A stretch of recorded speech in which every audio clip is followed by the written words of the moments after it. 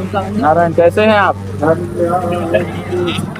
अब देखिए, अब हम तो अपना लड़ रहे हैं, अपनी लड़ाई अभिमन्यु की तरह चक्रव्यूह में लड़ रहे हैं।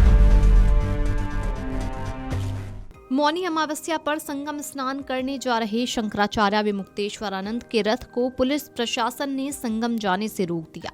उनके रथ और जुलूस को रास्ते में रोकने पर माहौल तनावपूर्ण हो गया था।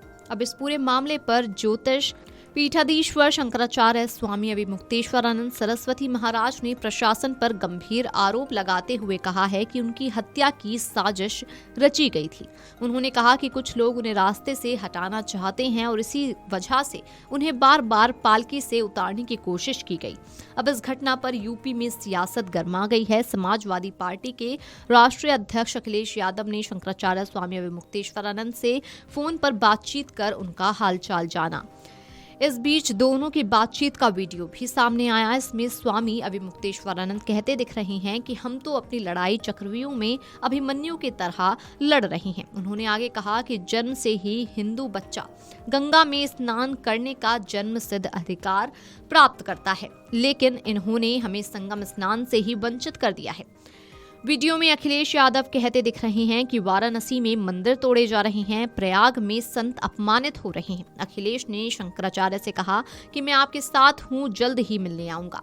मौनी अमावस्या के दिन संगमनोज के सामने शंकराचार्य का रथ रोकने पर समर्थकों और पुलिस के बीच धक्का मुक्की के बाद शंकराचार्य स्वामी अभिमुक्तेश्वरानंद संगम स्नान किए बिना लौट गए थे। उन्होंने पुलिस पर साधु संतों को पीटने का आरोप लगाया था। घटना के बाद ही वो अपने शिविर के बाहर धरने पर बैठे हैं। हालांकि सोमवार को उन्होंने संवाददाताओं से कहा कि हम धरने पर नहीं बैठे हैं, प्रशासन उन्हें जहां छोड़ गया था वो वहीं विराजमान है।